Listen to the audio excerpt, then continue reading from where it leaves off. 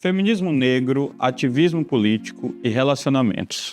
A primeira conversa que eu tive, que você vai ver agora, foi com a advogada Aline Juliette. Aline Juliette foi candidata a vereadora em 2020 e ela topou ser a minha primeira entrevistada.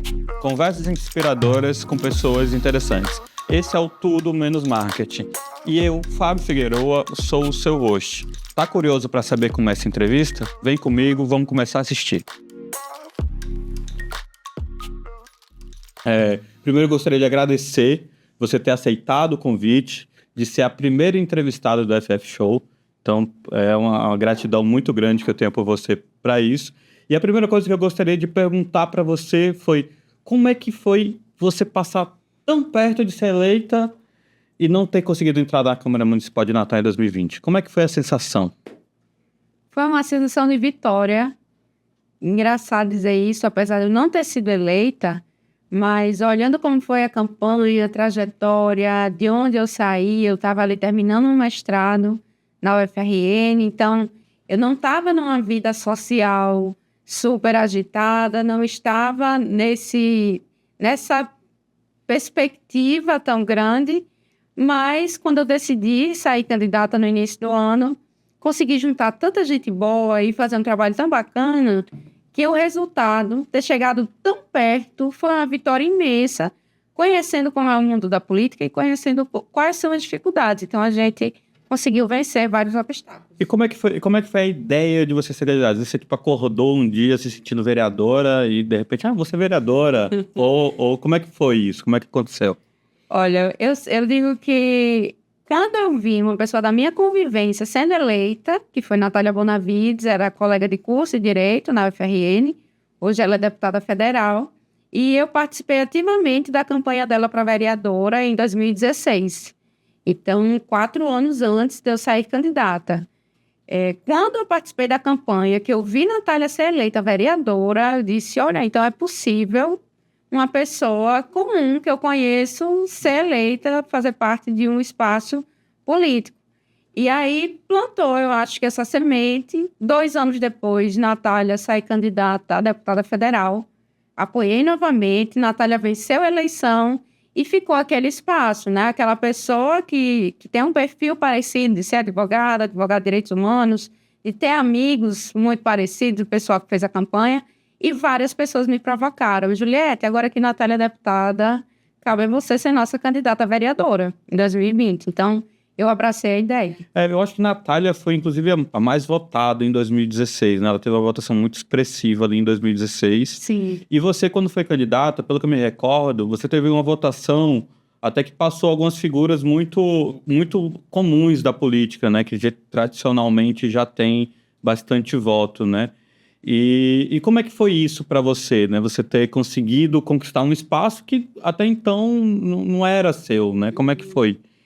Olha, foi muito surpreendente para mim, para minha família, para as pessoas do partido, por exemplo. Eu sou do Partido dos Trabalhadores, porque historicamente as pessoas que se elegem, ao menos na esquerda, nos partidos de esquerda, são pessoas com histórico sindical, com histórico muito ativo nos movimentos sociais, e o meu background é muito mais da academia, da pessoa que veio da escola pública, se formou na faculdade. Então, ter disputado esse espaço com essas figuras e ter me saído tão bem, e saído à frente até de outras figuras tradicionais, mostrou, assim, para mim, para os meus familiares, que era possível. Eu lembro que na campanha, eu acho que meu pai, no começo, ele achava meio que era um sonho, uma coisa assim, meio de, ela quer. E quando ele viu no lançamento do comitê, eu abri um comitê ali na Bernardo Vieira, que hoje é a Avenida Nevaldo Rocha, né? Ele viu Jean Paul, que era senador, viu Natália Bonavides participando do evento, falando o quanto me conhecia, o quanto admirava a minha trajetória, o quanto estavam felizes com a nossa candidatura.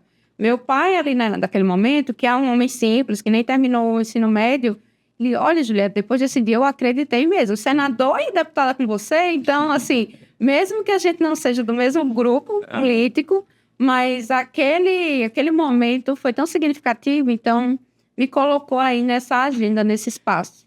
Eu acho que houve uma mudança no perfil de candidato, né, de partidos de esquerda, né? Porque a gente tem perfis de partidos de esquerda mais antigos e tudo mais, que são o pessoal que vem da classe sindical, né? Muita gente que vem do sindicalismo ali dos anos 80, né? Acho que Mineiro e Fátima aqui em Natal são exemplos muito claros disso.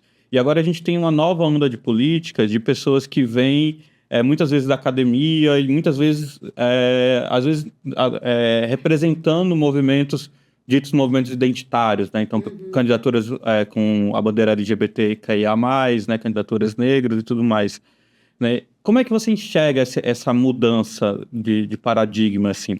E a pergunta maior não é nem como é que você enxerga, é se você enfrentou alguma resistência em relação a isso, porque antes você tinha o pessoal do sindicalista, agora você tem um novo movimento de esquerda nascendo dentro dos partidos políticos de esquerda, né? PT, PSOL, etc.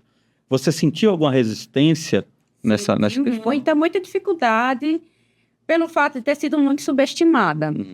Eu acredito que das pessoas que, algumas dessas mais tradicionais, achavam que eu seria candidata, como se fala no popular, para bater esteira, para completar ali uma nominata, e não para ser uma pessoa para me destacar no nível eleitoral.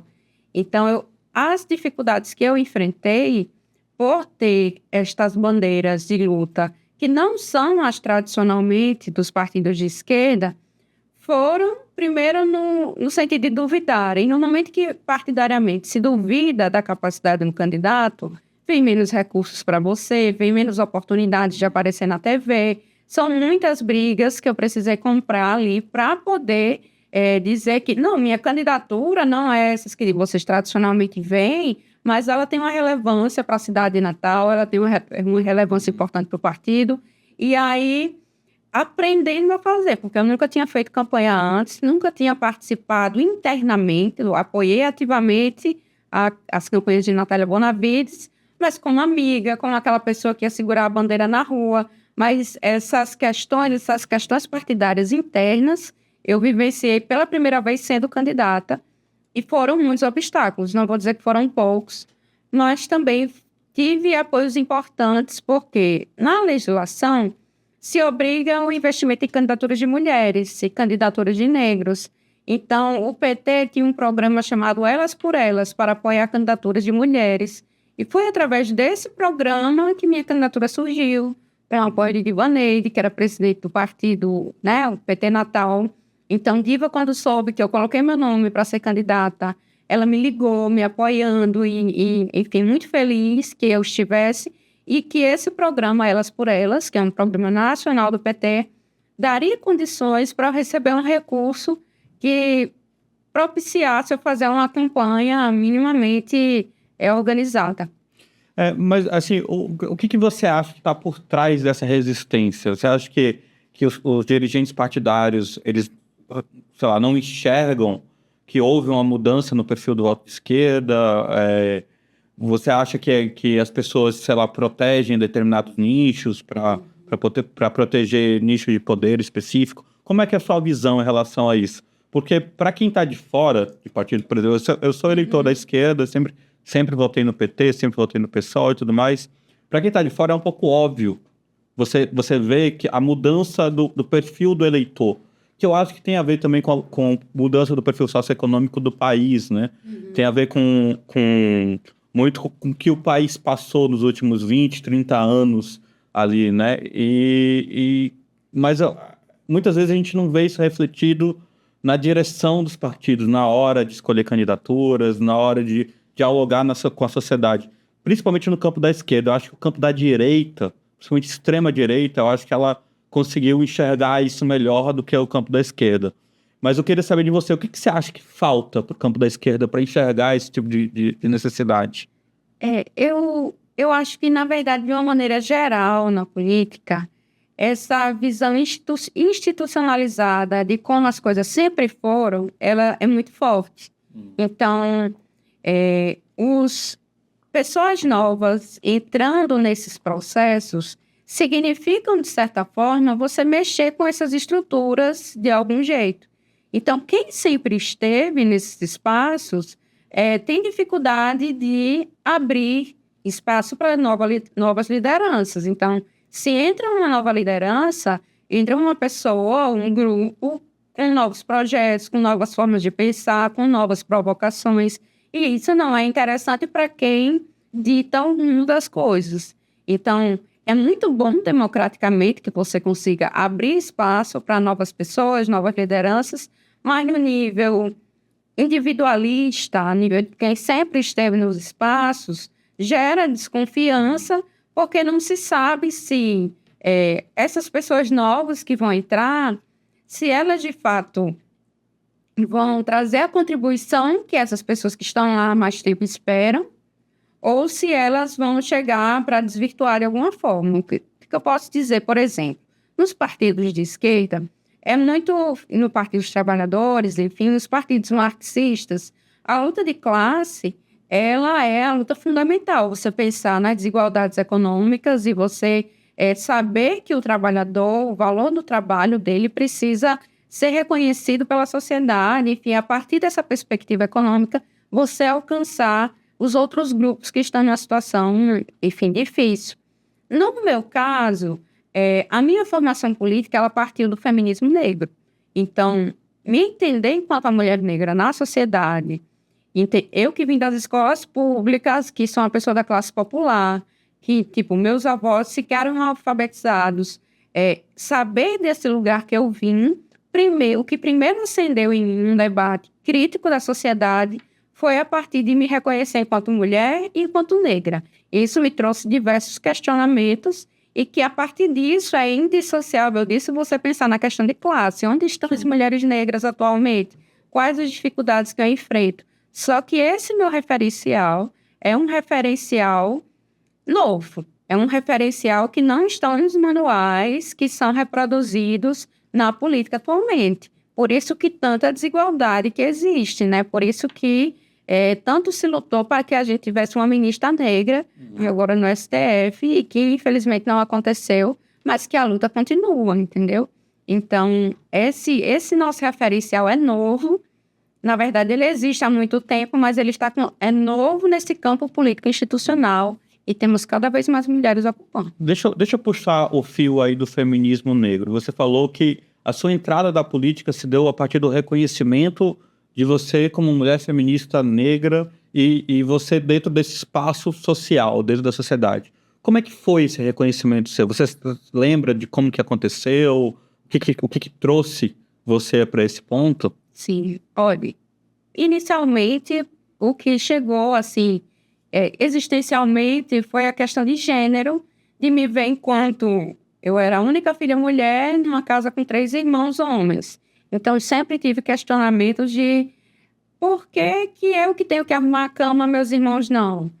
Ei, Juliette, vem ajudar aqui a lavar a louça. Poxa, eu sou a mais nova, tenho irmãos mais velhos que poderiam estar contribuindo nas tarefas domésticas, mas eles estão assistindo TV, estão jogando bola, estão fazendo outras coisas, e essas obrigações recaem só sobre mim. Então, isso não está justo. Então, foi o primeiro questionamento aí de criança, né? E aí, mais tarde, com mulher negra, no início da faculdade, foi quando eu passei a me reconhecer como uma pessoa negra. Porque antes, eu sentia o racismo enquanto a menina que menos conseguia arrumar um namorado, ou a que ia para as festas com as amigas, mas sempre era a amiga engraçada, a amiga que estava junto, e as que arrumavam os paqueras, as que iam namorar, efetivamente, eram as amigas brancas, né? Então, eu sempre senti esse preterimento, sempre tive a autoestima afetada por isso. Comecei a alisar o cabelo aos 12 anos de idade, porque o cabelo... Tem um irmão mais velho que dizia, meu cabelo é bom, porque o cabelo dele era ondulado, e o seu cabelo é ruim, porque o meu cabelo era cacheado. Então, isso gerava muitos problemas de autoestima. E aí, em 2010, na faculdade, o professor de ciência política passou um trabalho que falava sobre... Qual é o nome do professor? Professor Tiago Spinelli. Sim. Ele era sobre a questão do reconhecimento na questão racial, no censo do IBGE. E que ele falava que tinha pesquisas que informavam que as pessoas negras tinham dificuldade de preencher o censo do IBGE com pretos ou pardos, né? Havia muitas pessoas que respondiam brancos, porque tinham dificuldade de se dizer negros. E aí, imediatamente, eu lembrei de uma conversa casual com meu pai, assim, na mesa do almoço, ele dizendo que estava incomodado porque chegou o recenseador e perguntou a cor que ele se achava, e meu pai disse moreno, mas não tinha moreno no negócio. Nas opções. Nas opções, e aí ele acabou respondendo pardo. E meu pai é um homem de pele mais escura do que a minha. Uhum. Mas é um homem que eu acho que meu pai nunca se viu negro. Então, a partir disso, a partir desse não reconhecimento dele, que eu passei a me perguntar, pô, se meu pai, que tem a pele mais escura do que a minha, está se dizendo moreno, então, e eu sou filha dele, eu tenho esse cabelo, e eu tenho essa cor, eu sou uma mulher negra, e passei. E assim, foi esse processo para eu passar a me dizer negra, mas logo após o que eu recebi dos amigos e tudo, mas Julieta, você não é negra. Isso é engraçado, isso sempre acontece aí. Olha, sabe, você não é negra, como se quisessem me tirar de um lugar ruim, sabe? Como se lá em 2010, você se dizer negro, a palavra negro era como se expressasse algo pejorativo. Sim. E assim, era como se as pessoas quisessem, tipo assim, quem acha que tatuagem é coisa de gente marginal. Sim. E aí dizendo, meu filho, ele é tatuado, mas ele é uma pessoa ótima. Então, é como se aquele marcador não condizesse àquela pessoa. Então, eu, enquanto uma mulher negra, meus amigos queriam que não, Julieta, você é inteligente, estudiosa. Como se eu não pudesse ser negra sendo tudo isso. E aí, eu entendo isso da mesma forma, por exemplo, politicamente é muito importante você se afirmar, porque a Érica Hilton, que é deputada federal, em muitos momentos ela se diz uma pessoa travesti. Por causa de tanto preconceito que existe na sociedade, parece que uma travesti não pode ser deputada federal, não pode se comunicar bem, enfim. E quando você reafirma isso, você traz um debate importante. Sua existência, ela tem esse... Eu acho que é até uma forma de rebeldia você reafirmar isso, né? Porque Sim. você quebra um paradigma, né? Quebra uma coisa específica, né? Nessa afirmação.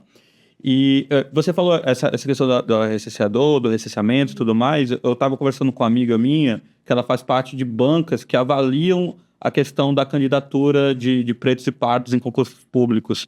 E ela me falou que, geralmente, os pardos e pretos têm vergonha ou não sabem e vão morrendo de medo de, na avaliação, não passarem na avaliação. E, geralmente, gente branca que quer dar um jeitinho ali para conseguir uma vaga, ela não tem vergonha nenhuma, né? Às vezes se pinta e tudo mais. Então, é uma questão até interessante nesse quesito. Mas ainda falando sobre essa questão racial, eu acho que aqui em Natal a gente tem uma questão muito de falar que não existe preto em Natal. Eu acho que quem cresceu em Natal ouviu muito isso, né? Que não tinha escravidão aqui, que não existia preto em Natal e não existia índio. E eu acho que todo mundo meio que se enxerga como branco em Natal. É uma coisa meio engraçada, né?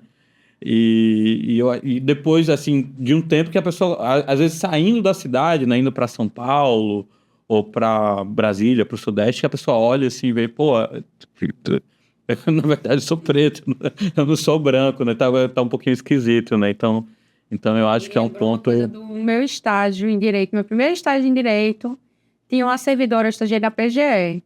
Tinha uma servidora que eu acho que toda semana ela me perguntava, Julieta, você é da Bahia? Julieta, você é baiana? Era como se não pudesse ter em Natal uma mulher negra do cabelo cacheado que tivesse que ser da Bahia. E aí muitas pessoas negras em Natal que assumem sua negritude ou que resolvem usar um turbante, resolvem valorizar essa identidade, a cultura negra, são questionadas se realmente são daqui. E isso é um reflexo também de como a história ela é contada. Isso é uma pauta que eu tenho muito trazido ultimamente, inclusive com palestras sobre isso, sobre memória e ancestralidade. Então, quais as histórias que os livros não contam? É muito importante a gente buscar a nossa genealogia e perceber, e também quando a gente conversa com as pessoas mais velhas da família, especialmente nas famílias que são interraciais, é muito comum que a parte negra da família seja apagada, de certa forma, e queira se contar a parte de quem era economicamente mais enfim, que tinha mais dinheiro, quem tinha fazenda, quem tinha bens, e as pessoas pobres, negras, indígenas, dessa origem da família, sejam esquecidas. Então, dizer que Natal não tem negros vem muito porque, na história do Rio Grande do Norte, quem a gente teve contando nossa história foi Câmara Cascudo, que realmente teve um genocídio grande de indígenas no nosso estado, mas a perspectiva de quem conta a história é de uma pessoa branca. E aí eu acho que houve um certo apagamento da cultura negra, de certa forma, no Rio Grande do Norte como um todo. Porque essa história de que... A história que eu me lembro que contavam na escola e tudo mais era muito no sentido de que houve a abolição da escravatura mais cedo, né? Acho que Mossoró, né? E por conta dessa abolição mais cedo não tinha preto em Natal, né? No Rio Grande do Norte. E bastava olhar. E é engraçado que eu tenho uma amiga minha que é de Pelotas, do Rio Grande do Sul, e ela é preta, e ela veio, e ela é de Pelotas, né? Que é uma cidade extremamente branca, né? Então ela veio para Natal, achou maravilhoso. Falou, pô, todo mundo aqui é preto, a maioria. E aí depois ela achou engraçado, ela veio comentar comigo, que ela falou, pô, as pessoas em Natal são pretas, mas não se reconhecem pretas, elas acham que são brancas. Eu acho isso muito bizarro, porque se for lá para minha cidade, vai ser, preto. Então, tem uma coisa... Uma amiga do PT, que é a Elizabeth, ela é de religião matriz africana, ela conta uma história interessante desse processo. Toda pessoa negra, num país racista como o Brasil teve aquele momento, aquela virada de chave para se entender enquanto uma pessoa negra. E ela contou uma história que ela fazia serviço social na UFRN e estavam montando um coletivo de pessoas negras e foram e convidaram ela. A Elizabeth, participe, você que é negra. E ela meio que se questionou, eu negra? E aí foi a partir disso, a partir desse outro olhar, que ela passou a se reconhecer enquanto pessoa negra. Existe muito disso, de você... Eu fiz pesquisa de mestrado numa escola pública e fui conversar com os professores sobre... O meu olhar era de que a maioria daqueles estudantes eram negros, né? Pretos e pardos. E aqui em Natal, muito mais a presença de pessoas de pele clara, né? Negros de pele clara. E aí a professora disse que ela tinha até dificuldade de falar sobre isso, porque em determinado trabalho de artes, ela sugeriu a uma aluna que interpretasse uma personagem da África, porque ela era uma pessoa negra e combinaria, e ela disse que a aluna ficou muito ofendida de ter sido comparada a uma pessoa negra, e a professora era uma aluna negra. Então, existem essas dificuldades que são muito relacionadas à questão da... Por isso que existe uma lei do Dia da Consciência Negra, por isso que existe uma lei para que as escolas ensinem a cultura e a história da África e dos indígenas do Brasil, porque é uma história que foi apagada e isso gera reflexos hoje na maneira como a gente se vê. Sabe quando eu me reconheci negro? Foi ano passado, né? Ou seja, tem pouquíssimo tempo, e foi ouvindo o podcast da Sueli Carneiro, uma entrevista que ela dá pro Mano Brown, que ali foi 500 tapas na minha cara, assim. Foi um negócio, assim, que eu fiquei muito emocionado, inclusive, com a entrevista dela pro Mano Brown, e inclusive, assim, vocês que estão ouvindo esse podcast e quiserem saber mais sobre isso, vocês podem buscar lá no Spotify o podcast do Mano Brown, Mano a Mano, com a Sueli Carneiro, que é muito bom, que é muito legal. E eu achei, assim, que abriu a minha cabeça muito na questão dessa ideia do apagamento e da ideia da separação de pretos e pardos, né? Da ideia do moreno. Ela fala muito sobre isso e foi uma coisa, assim, impressionante. Eu acho muito bacana essa perspectiva que Sueli Carneiro traz, porque é um enfraquecimento da luta racial se você desune o grupo. Se você faz com que as pessoas pardas, a pessoa com a pele clara, não se reconheçam enquanto negros, porque a partir de então seria muito fácil para mim, quando me tornei advogada, por exemplo, esquecer que eu sou uma pessoa que vim das escolas públicas, que tem uma origem simples, que meus avós sequer sabiam escrever o nome, que meus pais sequer têm um ensino médio. Eu poderia chegar em qualquer lugar, não contar minha história e dizer que sou uma advogada vencedora, sou mestre, e enfim, não só esquecer e apagar a minha história, como me embranquecer, como não fazer questão de dizer que sou uma mulher negra, porque somos todos iguais, eu conquistei as coisas, apesar de ser uma mulher negra, e dizer que isso não tem interferência.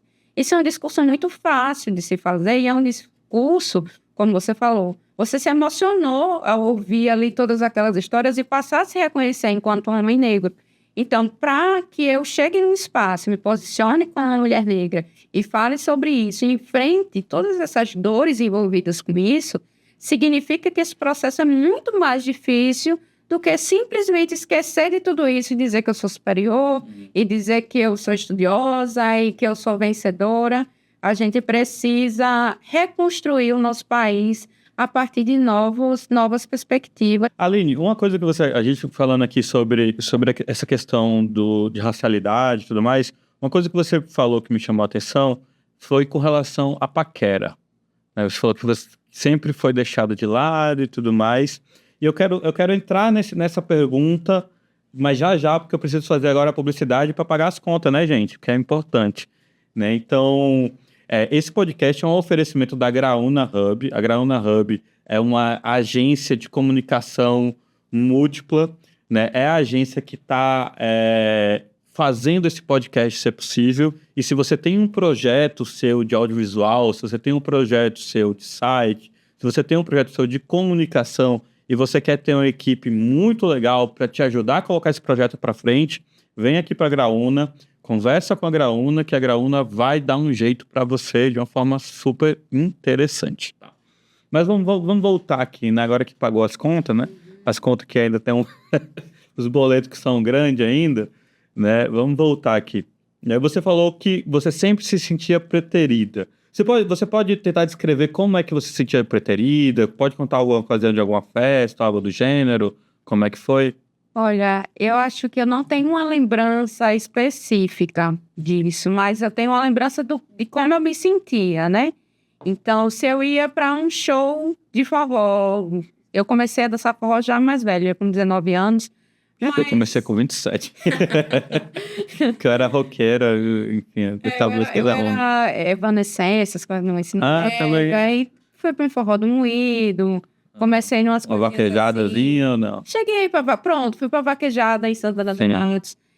Nesses ambientes, assim, que primeiro eu sentia, pronto, eu lembrei de um momento que eu não necessariamente eu fui preterida nesse momento, mas eu fui vista como exótica. Eu fui com uns amigos que faziam engenharia elétrica, na época da graduação, para uma festa no Cirquinho, aquelas festas de Pirangi, praia. Isso era o quê? 2012, por aí.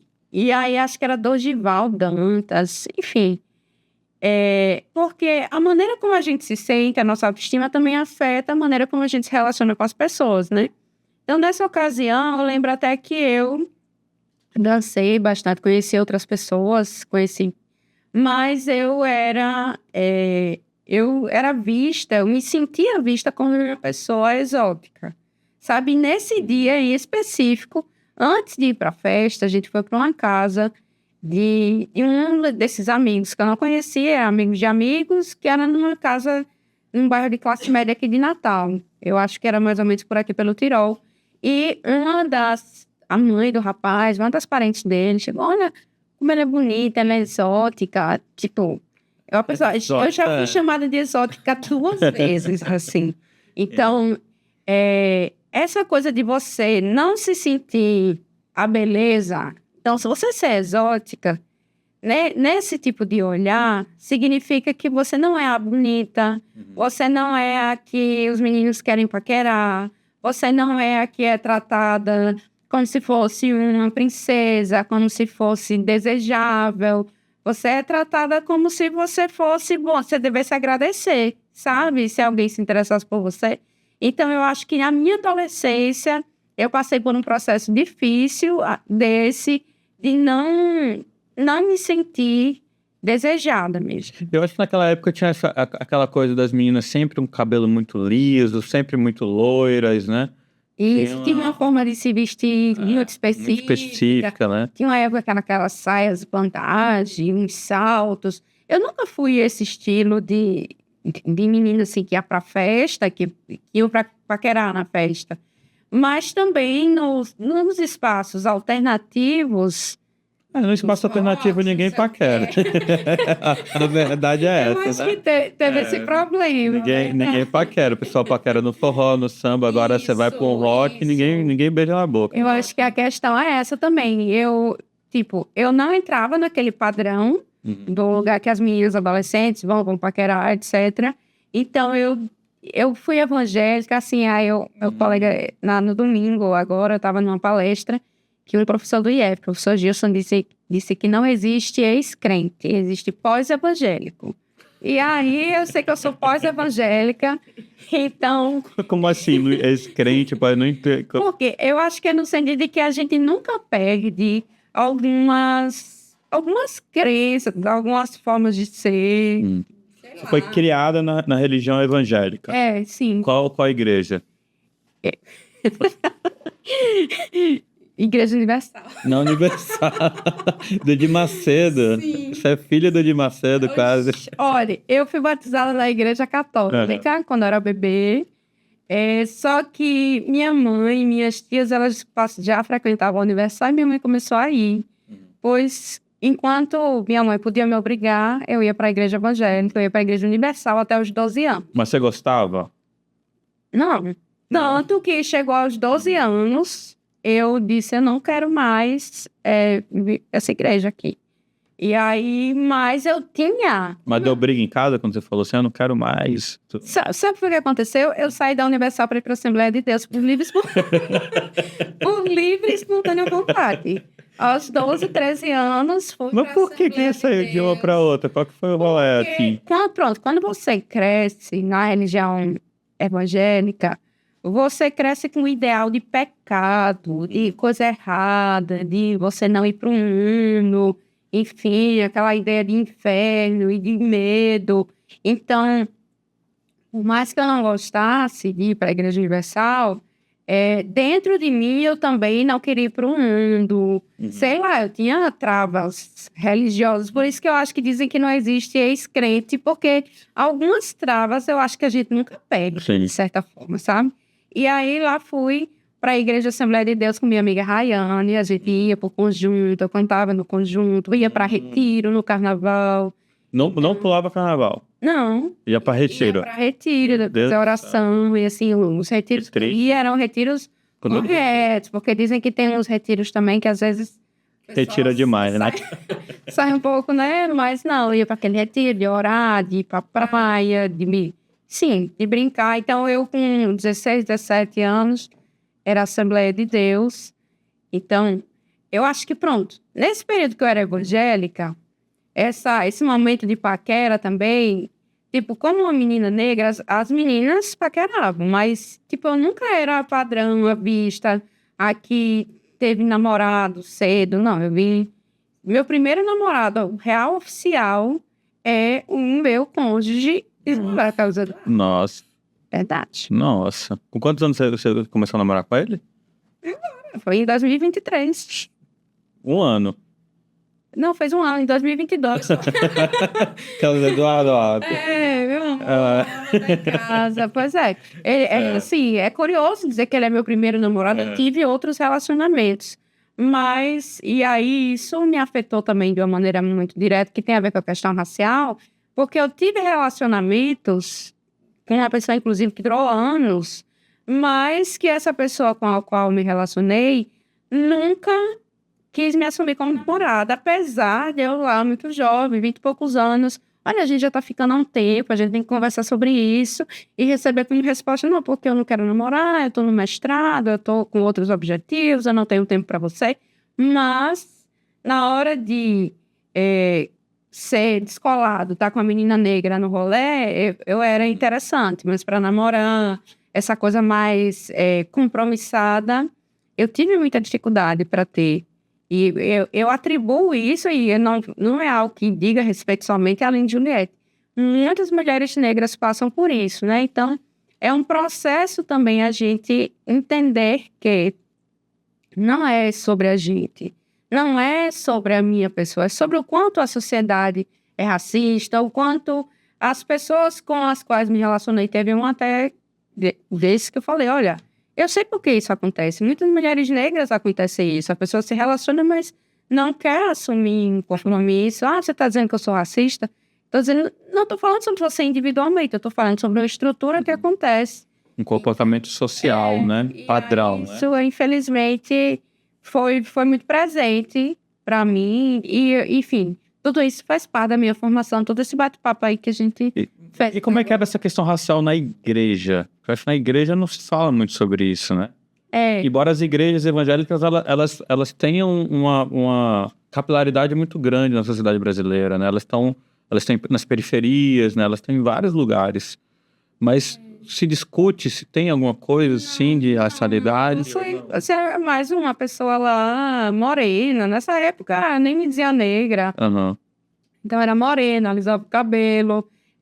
Não existe falar sobre questão racial, sobre ser negro, sobre racismo. É aquele processo em que o racismo ele aparece como um racismo recreativo, uma brincadeira, algo assim que você vê, mas é aquele momento da pessoa negra não se vê como negra, de sempre não é comigo. Então, eu acho que é uma forma de defesa.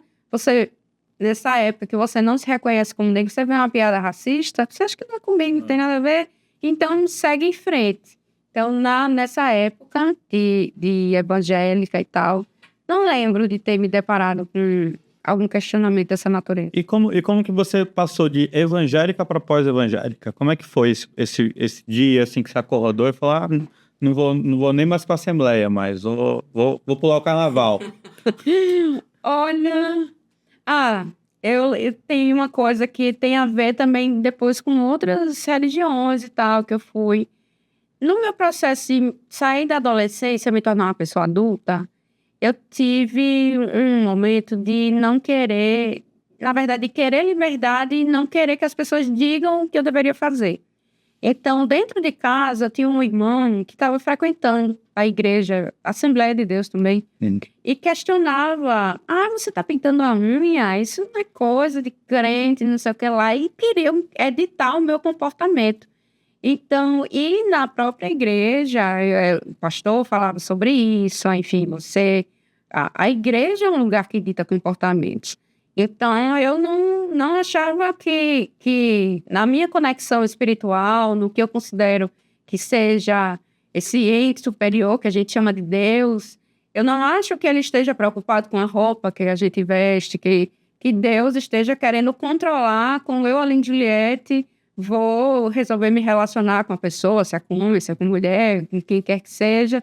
Então, esse controle, que aí quando você está se tornando adulto, você está ampliando suas escolhas. E aí, quando isso começou a me sufocar um pouco, e eu escolhi não ir mais. Foi a Universidade Federal que te transformou em comunista, né? Eu acho que pode ter sido da minha época do Cefet, do ensino médio pro... então foi o Cefet. Foi o Cefet, que eu ia pras pracinhas, beber, entendeu? Isso aí... Ele virou comunista, a pobre do pastor, né?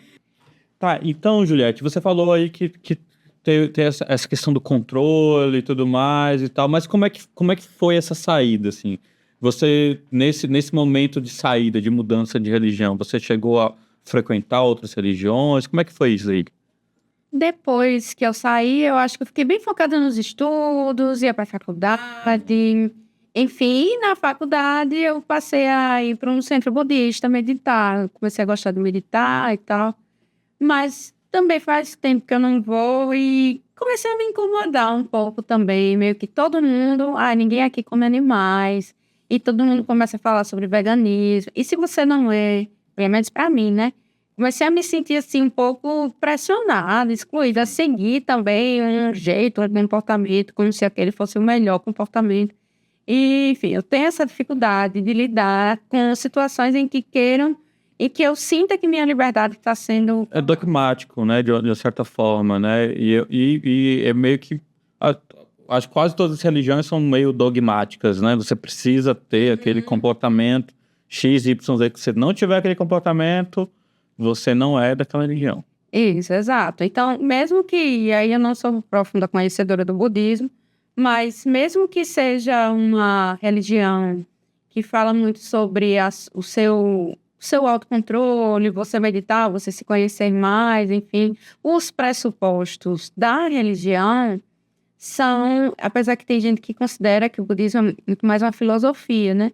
Mas tem o viés religioso, tem as maneiras como conduzem os comportamentos, e aí eu tenho essa dificuldade de sentir que minha liberdade está sendo tolhida. Mas você se sentiu culpada quando você foi?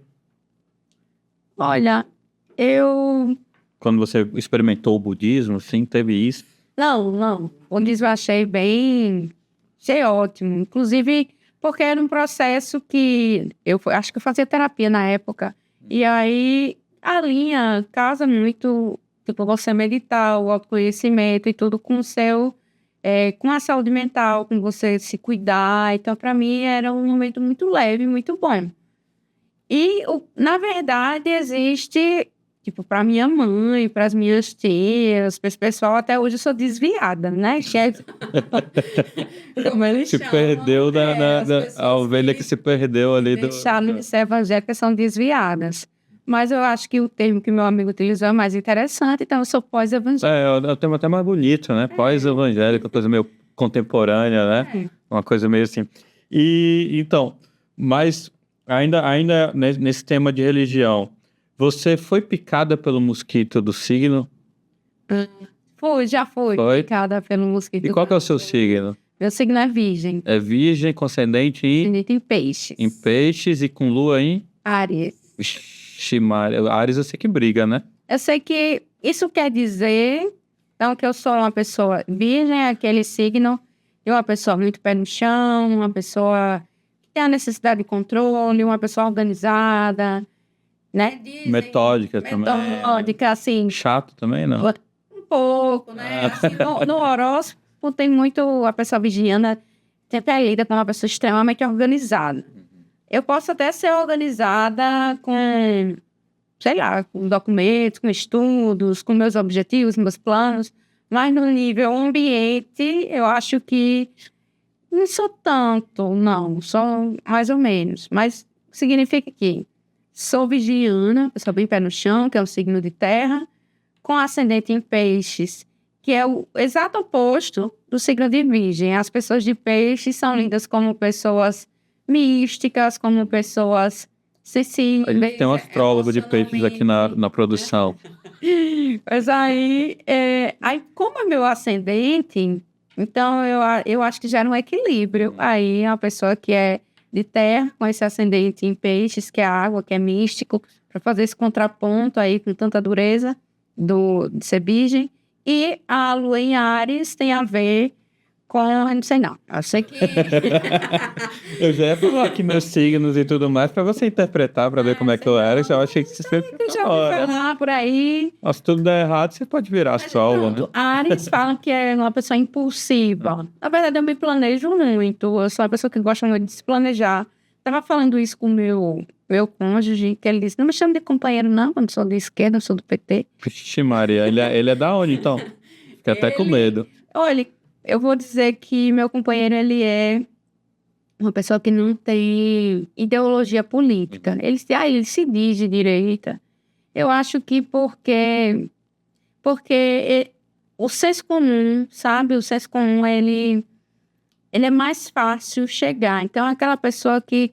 Mas por que Natália Bonavides votou contra, sei lá, a redução da maioridade penal? A gente até consegue explicar. Mas Natália Bonavides fez uma votação aí recente sobre algo assim, bem... E como é que é isso? Ele se diz de direita e você é uma pessoa bem de esquerda. Como é que é isso dentro de casa? E você e seu cônjuge, né? Para não usar o companheiro. Meu cônjuge. Olha... Cônjuge, né? Para falar do Moro, né?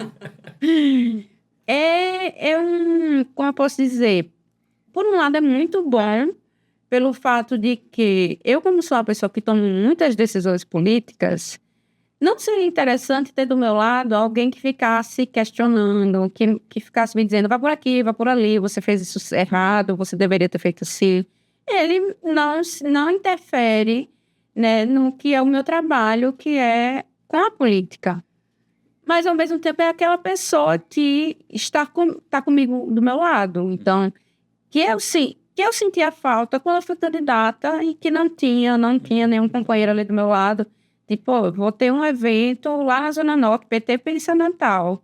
Vai ter uma roda de conversa no sábado à noite, tipo, para você, sozinha, pegar seu carro, sair, ir para um lugar, passar a noite inteira num debate sozinha, é cansativo.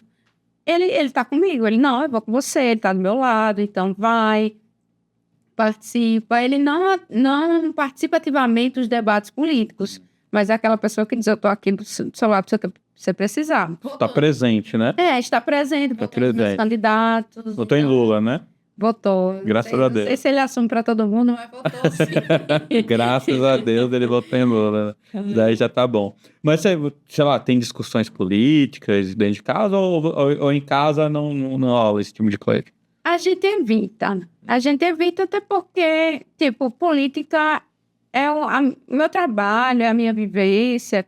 Ele trabalha com a parte de tecnologia, com parte de home cinema, receivers, equipamentos. Então, temos trabalhos bem diferentes e que, tipo, se política é o meu trabalho e a gente ficar falando sobre política em casa, eu vou ter chegado em casa e vou ficar falando sobre trabalho. Então, Chato, né? a gente assiste um filme, a gente conversa, a gente fala sobre, sei lá, nossos planos, Fofoca, os né? gatos. Temos 3 gatinhos, Sofia, Leonardo e Maria Clara, que são os gatinhos dele. Então, Fofoca muito, diz que fofoca engrandece relacionamento, a né? gente adora uma fofoca. Uma fofoca ali também. conjunto e tudo mais. Aí tem o signo também, o signo combina, não combina. Pois é, eu não sei se nossa signo combina. É. Qual que é o Carlos signo? é de Sagitário. Eu acho que não combina, não. Eu também acho que não combina, não. Mas Mas tá combinando, né? tá combinando. Tá combinando, né? Então tá valendo. Né? Mas bem curioso isso, essa questão de você do seu companheiro se identificar mais com o lado da direita. Ele é religioso também, tá nessa... Não, ele não é religioso, mas tem um fato que nos une, muito importante, que a mãe dele já foi candidata a deputada federal, vereadora também. A mãe de Carlos, meu companheiro, meu cônjuge, é Marlete Cigana. Ela era cigana de Aloysio Alves. Nossa! Então, ela até aparecia nas propagandas políticas, trabalhava na Sejuc, ali no governo. O pessoal da Defesa Civil adora a Marlete. Então, tipo... Mas ela é cigana mesmo? Ou o povo chamava ela assim? Chamava ela assim. Eu acho que hoje em dia não seria, ela seria cancelada. Mas antes, não. Aham. Então, é porque Aloysio Alves, o político aqui do Rio Grande do Norte, o povo chamava ele de cigano, porque eu acho que ele andava muito no território. E aí ela assumiu também esse nome. E aí ela já foi candidata. Então, de alguma forma, meu companheiro teve dentro de casa também alguém que teve essa vivência política. Uma mulher também, nesse lugar de ocupar espaços, enfim, de liderar processos. Era um pouco diferente na época dela, mas não deixa de ser uma identificação importante. E a gente, pronto, apesar de somos bem diferentes, mas foi um processo também. Eu estava na terapia quando a gente começou a se relacionar, porque ser uma pessoa de uma posição política bem diferente da minha poderia ser de cara um motivo para dizer não dá para me relacionar com essa Sim. pessoa. Mas algo que minha terapeuta, Janaína, disse na época que me pegou foi que, Juliette, olha, pelo que você já me falou dessa pessoa que você está conhecendo, ela é uma pessoa que lhe cativa, que, enfim, demonstra compromisso, interesse e tudo mais. A questão política é um acessório que faz parte de quem a pessoa é. Se você descartar a possibilidade de se relacionar com alguém por causa da questão política de cara, você pode deixar de viver coisas incríveis e Com pode certeza. ser que isso não seja determinante para o seu relacionamento, né? Porque você vai conhecer a pessoa. Então, é me permitir conhecer a pessoa, mas que é um processo difícil, porque, primeiro, a questão amorosa, existe a questão da idealização, né? De você imaginar a pessoa que você vai se relacionar com um encaixe perfeito, enfim. E isso nunca vai existir. Relacionamento é algo que demanda esforço, que demanda diálogo, que demanda você combinações. Então, nunca vai ser algo completamente sem dificuldades, né? Então, Nunca vai ser um encaixe perfeito. vai ser um encaixe perfeito. Né? Exato. Na Eu acho que idealização. enfim, eu sou muito feliz, quero mandar um beijo. Um ano, obrigada, né? Um ano, né? Já fez mais de um ano. Mais de um ano. Começou a namorar em agosto de 2022. Estão um ano e pouquinho, né? Já estamos morando juntos, já passamos essas... E você conheceu onde? No Tinder, no forró? No Bar Dallos. No Bar da... Não, peraí. Ele é o cara de direita que foi pro Bar Dallos, que é... Exato. Tipo assim, Carlos, ele é muito amigo de Cefas Carvalho, que é jornalista. Sim. Eles são amigos de infância. E Cefas me entrevistou no Bar Dallos em 2022. Eu, como suplente vereadora, fui lá bater um papo. Sim. Na live de Cefas, que é o Conversa de Botequim. Toda sexta-feira tem. E aí, eu já tinha sido entrevistada por Cefas no Potiguar Notícias, que é uma vibe mais jornal, assim, com bancada. E ele me convidou para essa entrevista mais Conversa de Botequim. Sim. E Carlos sempre apoia o amigo, estava lá quase toda sexta. E Cefas anunciando, estamos com a presença do empresário, Carlos Eduardo Fernandes Amorim. Estamos com a presença do empresário, Carlos Eduardo Fernandes Amorim. Meu Deus, quem é esse cara, né? E aí, terminou a entrevista, sentamos numa mesa, assim, todo mundo conversando. Eu ia para uma aula, que eu fazia aula de passista, na época, na Ribeira. Nossa. Então, depois da entrevista, eu ia para minha aula de passista e fiquei lá conversando. E ele, acho que se interessou por mim, enfim, achou bonito. E pegou o celular e fez, vamos bater uma selfie. Eu sou acostumada, o pessoal pedir foto, enfim, questão política, alguém me vê. Vamos bater a selfie. E aí ele pegou meu telefone. Não, então foi pela selfie. Foi pela selfie. Vou te mandar a conversinha. Vou te mandar a selfie, passa o WhatsApp. Telefone, boa. Selfie, me chamou para um almoço. Chamei para o almoço, foi? Para o almoço no Bar do Cu. É tudo engraçado. E aí ele disse que Pô, mas o Bar do Cu é legal, né? E eu tinha falado que o cu tinha sido reformado. E, enfim. E a gente estava nesse papo. E aí achou interessante me convidar para almoçar lá. E aí, só que ele falou um almoço romântico. No Bar do Cu, almoço romântico no Bar do Cu. Engraçado. Carlos tem esse negócio que tentar ser engraçado. Aí ele, vamos para um almoço romântico e discreto no Bar do Cu? Aí eu, assim, toda terapia na época, eu fiz, olha, se não for romântico, eu topo. Tipo, a gente bateu papo, se conhecer. E ele, não, tudo bem e tal. Aí fomos para esse bate-papo, almoçar no Bar do Cu. E foi ótimo, a gente se conheceu. Ele falou sobre a filha dele, que ele tem uma filha adolescente, que ele gostaria que ela fosse pro IFRN, eu fui aluna do IF. Então, super fluiu a nossa conversa. E aí foi no intervalo do horário do expediente. Sim. Então, a gente saiu dali com vontade de se encontrar de novo. E esse é um sentimento muito bom. E foi muito bom também o fato de, na era de hoje, que é tudo tão urgente, eu já ter colocado, não vai ser um encontro romântico, a gente vai... Então, não foi um encontro que teve aquela pressão que às vezes tem. Será que a gente vai beijar? Será que não vai? Então, não foi tipo um date, né? Foi um date. Foi um almoço. Um almoço lá, duas pessoas adultas almoçando. Exato. E conversando. Na sexta, isso foi o almoço na quarta, acredito eu. Aí, na sexta, a gente se encontrou, né? Uma semana depois de ter se conhecido. E foi quando a gente ficou... Mas que foi o date, né? Aí o date foi aonde? No Bar do Cu. No Bar Dallos de novo? Porque toda sexta eu tenho aula de passista, Aí eu fui pra Ribeira pra aula de passista. E na volta, ia ter show no Bar Dallos, enfim, eu fui encontrar a turma no Bar Dallos. Mas você foi encontrar a turma ou você foi encontrar ele? Fui encontrar ele, né? Porque a gente tinha combinado, eu acho que eu combinei com ele mesmo, que a gente almoçou e vamos se encontrar no Bar Dallos na sexta. Mas aí tava a turma Cefas, a Nanda, que é a filha dele, e aí Carlos, e ele... Todo mundo aqui, ele virou a cadeira e ficou assim pra porta do Bar Dallos, esperando ele chegar, esperando eu chegar, né? Sério? Ele virou a cadeira? Quase, praticamente. Tava assim, cadeira. Só olhando assim, né? Foi, e aí a gente se conectou E estamos juntos aí, firmes e fortes. Que legal, que legal. E espero que vocês fiquem juntos por muito mais anos ainda, né? E eu acho esse exemplo de estar com uma pessoa de outra orientação política, né? De outra visão política, eu acho uma coisa interessante, né? Principalmente nesse mundo onde as pessoas são muito radicais, né? As pessoas são muito colocam bastante essa questão das opiniões, né? Muito fortes, né? Exato, é uma forma também de, enfim, eu me testar um pouco, a minha tolerância, a minha capacidade de diálogo, de resiliência, de lidar com uma opinião diferente da minha.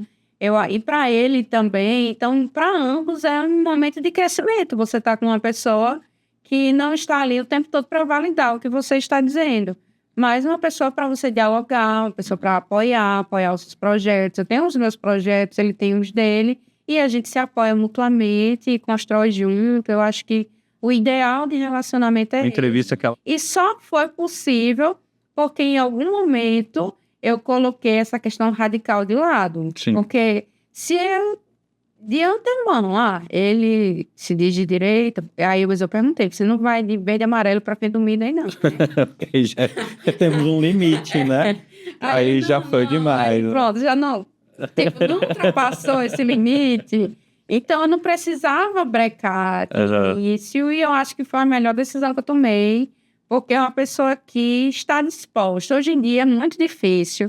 Ainda mais, tipo, eu já tinha desistido de Tinder, fazia muito tempo que eu não me relacionava com Você usou o Tinder bastante? Eu cheguei a utilizar, mas não tive muitos encontros de Tinder, não, viu? Nem lembro. Eu tive poucos encontros, e eu acho que nem foram bons. E aí é um excesso de urgência, de querer avançar etapas. Eu acho que eu passei por um processo depois da época de faculdade, que conheci várias pessoas, de querer, enfim, encontrar alguém mesmo. Eu sabia que o meu momento era de querer encontrar uma pessoa para me relacionar. E para isso, eu não precisava me apressar, eu não precisava correr, eu precisava simplesmente conversar, entender e a gente se conhecer. E aí eu acho que na era da urgência, de que as pessoas se conhecem aqui no aplicativo, já saem, já querem saber uma resposta do que o outro quer, ou não, ou querem só ficar ficando, de que isso impede esse processo natural, que leva tempo de você conhecer mais a pessoa, de você se permitir simplesmente sair para almoçar e, enfim, saber o que a pessoa pensa da vida. Eu acho que isso está faltando. Eu estava muito tempo sem me relacionar porque estava encontrando dificuldade de ter. Porque às vezes eu chamava, se eu fiquei com alguém do aplicativo e chamava para ir jantar, ou chamava para algo mais que fosse conversar olho no olho. Aí a pessoa já tinha medo, já achava que era namoro, já achava que estava partindo para um outro lado. E as pessoas, sei lá, eu acho que não estão se permitindo se conectar. Você acha que as pessoas têm medo? Eu concordo muito com você, e eu acho que é uma coisa muito da nossa geração. Eu acho que a geração mais nova do que a gente, né? As pessoas que têm ali seus 22, 21 anos, eu acho que eles já têm uma cabeça muito, assim, muito diferente da nossa. Mas eu acho que as pessoas, que o pessoal chama de millennial, né? Uhum. Essa geração que nasceu, pegou o final dos anos 80, pegou o mundo offline, eu acho que é uma geração que tem medo de se conectar mesmo, né? E talvez tem medo de saber para onde que essa conexão vai levar.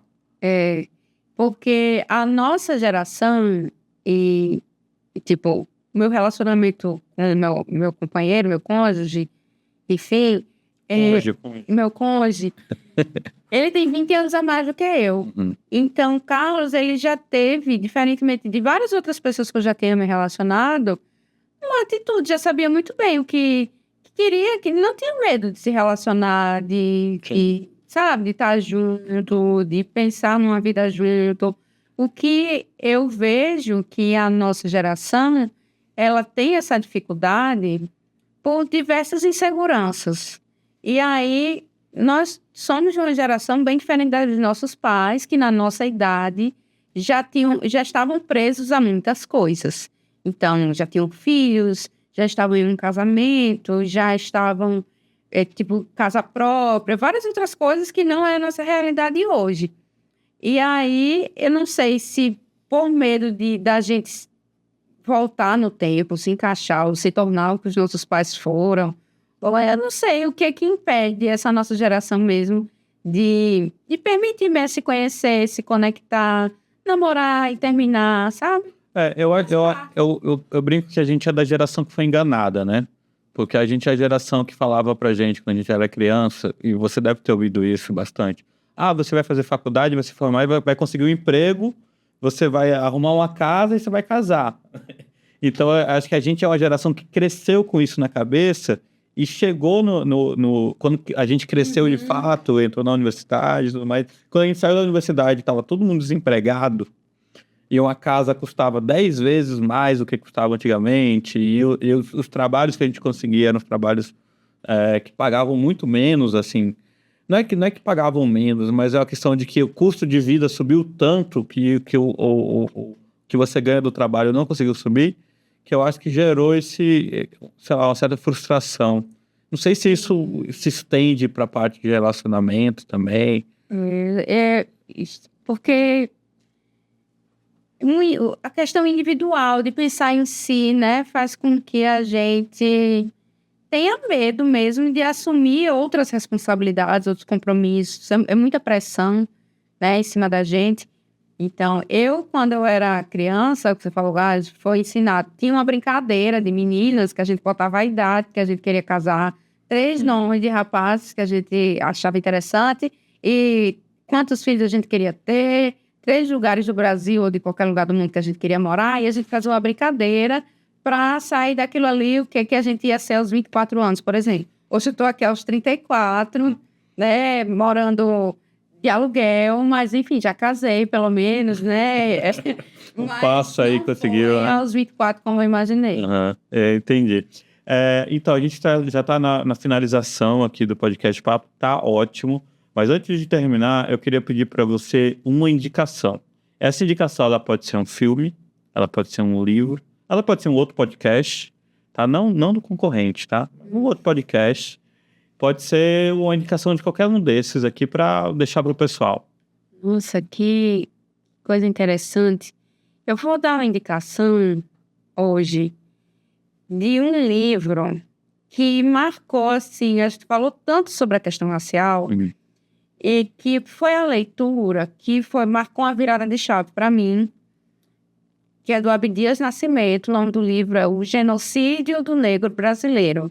Esse livro já tem edições mais recentes, você encontra para Kindle, enfim, é um livro pequeno, mas que conta a história do Brasil numa perspectiva negra, de um homem negro. Abdias foi senador, Abdias tem uma história muito forte, e aí esse livro é uma virada de chave importante para a gente entender o contexto racial do nosso país, e essa recomendação é para pessoas negras e brancas, para todo mundo, porque quando todo mundo se envolver com esse debate antirracista é que a gente vai mudar as coisas. Não basta não ser racista, tem que ser antirracista, né? É essa frase. Muito obrigado, Juliette. Muito obrigado a você que assistiu o programa inteiro. Você vai ganhar um prêmio maravilhoso, que é muito conhecimento, que é uma indicação de um livro ótimo e que é a possibilidade de comentar aqui, mandar algum comentário, falar que eu vou ter o prazer de interagir com você nos próximos programas. Tá bom? Muito obrigado por ter ficado até essa hora, ter ouvido aqui esse papo. Muito obrigado, Juliette, de novo. E